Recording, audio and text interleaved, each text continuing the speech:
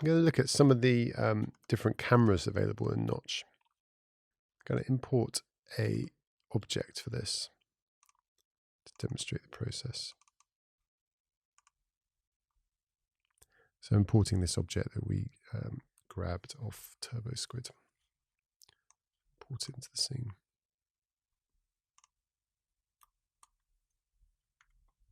It's quite a large object, so I'll scale it down a little bit.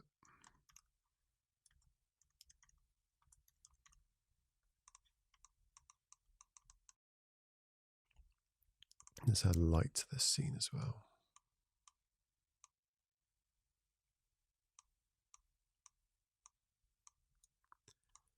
So we can see here this object that we put, it's quite a detailed object that we pulled in.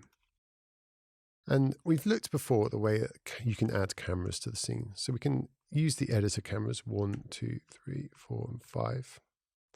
And we can also add scene cameras. So we can drop in a camera node and select that using camera 6, move it around. And we can see that camera now in the viewport as I look at it. There are some other kind of cameras available. So looking through under the camera block of nodes, we have this camera here called the UV camera, which I'm going to drag into the scene. And the UV camera, if I link that in, renders to not to the perspective space that the normal camera does, but it renders into UV or the UV space of the object. So if I hit camera 7 to select it, you can see that it's rendered to the UV map of the object. And as I move the light around, you can see that the lighting is changing in the UV map. So this enables me to use the rendering features of Notch to light and generate the lighting for an object, but render out to UV space, and then they can be applied back onto the object using a mapping. So let's show what's going on here. If I switch to deferred rendering, then I can also enable shadows on this light. And you can see as I view the perspective view versus the UV view, you can see that the shadows updating accordingly. So light and shadows all work. We can add some more lights into the scene.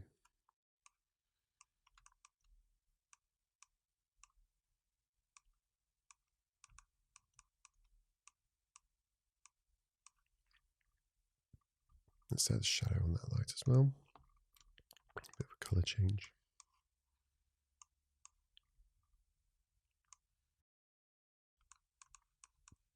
So when we view the UV view, we can see we've got multiple lights and shadows on the scene. This is a very useful feature for media servers for projection mapping, because you can use Notch to render the shading and deformation and so on the object, and then render out to the object's UV space, map it back onto the original in the media server, giving you a full real-time pipeline for a projection mapped lighting object. It's also useful to actually bake. You can also use it to bake shading back onto the object in Notch. So if you put this under a render to texture node, which I'll do now, a render to texture node,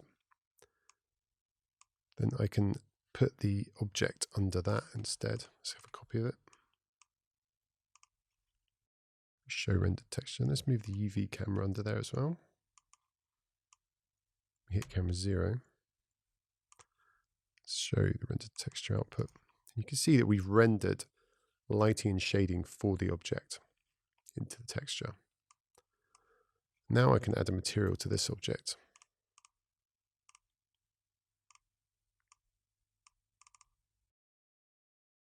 Which is unlit. And let's make this object unlit. No shadows.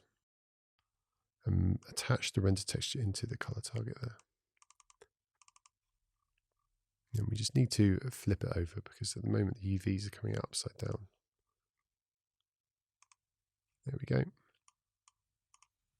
Let me stop showing the rendered texture.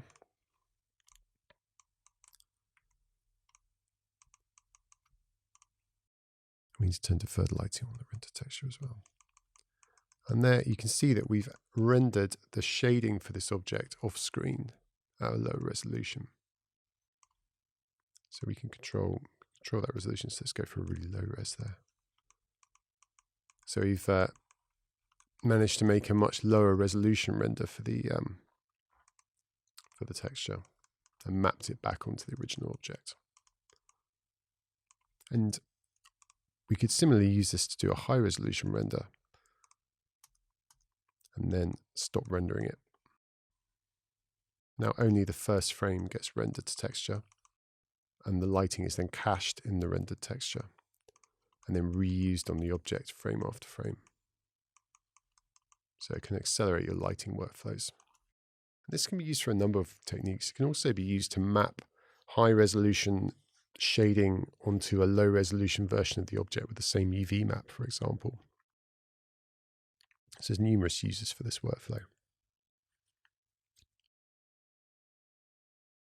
At the moment, we're achieving this shading transfer by rendering to the UV camera and rendering to the UV space of the object.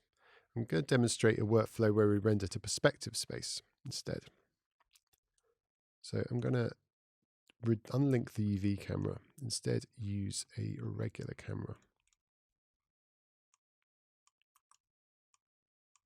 I need to turn rendering on this object again. If we look in space, we can see where that camera is. It's not a particularly useful position, but we can just drop it up. Pitch it down a little bit. But we can just look through it. So there we've rendered the object into a perspective space with the camera. Now we want to map that onto the object.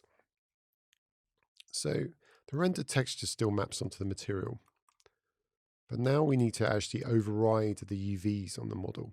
So previously we were just using the UVs that were supplied by the model, but I'm going to demonstrate how to use a mapping to generate UVs.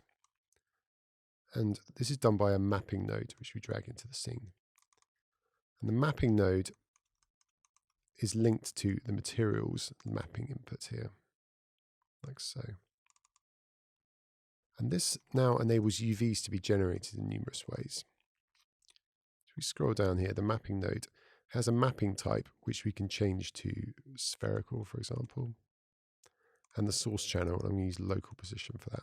So world position would track the transform of the object in world space. So let's use world position actually. And then we can change the mapping type from, we can use planar, cubic. And you can see the ways the UVs are being generated changes.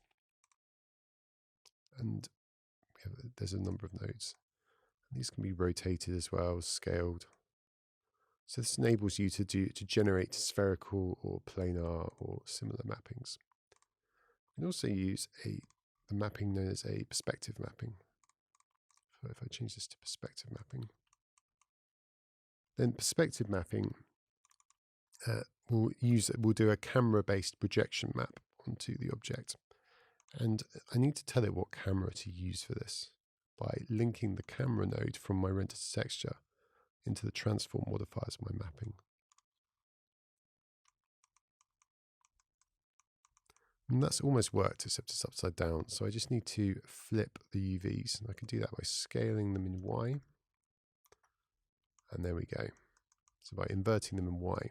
So now I've got a camera mapped projection.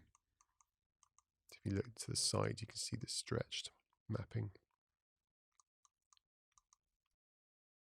And as we translate the camera in the scene, you can see how it moves and distorts.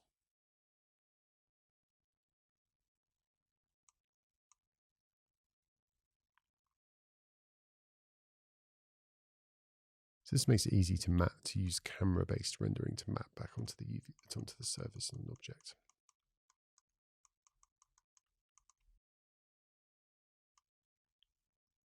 And UVs can be transformed and so on here very easily. And by checking the generate per pixel option on,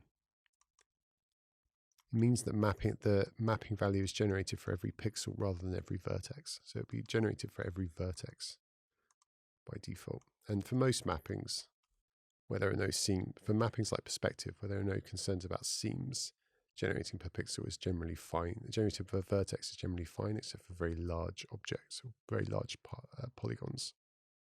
But when you have very large polygons or you have seams in your UV map, you just hit generate per pixel and it will calculate the value per pixel instead of per vertex.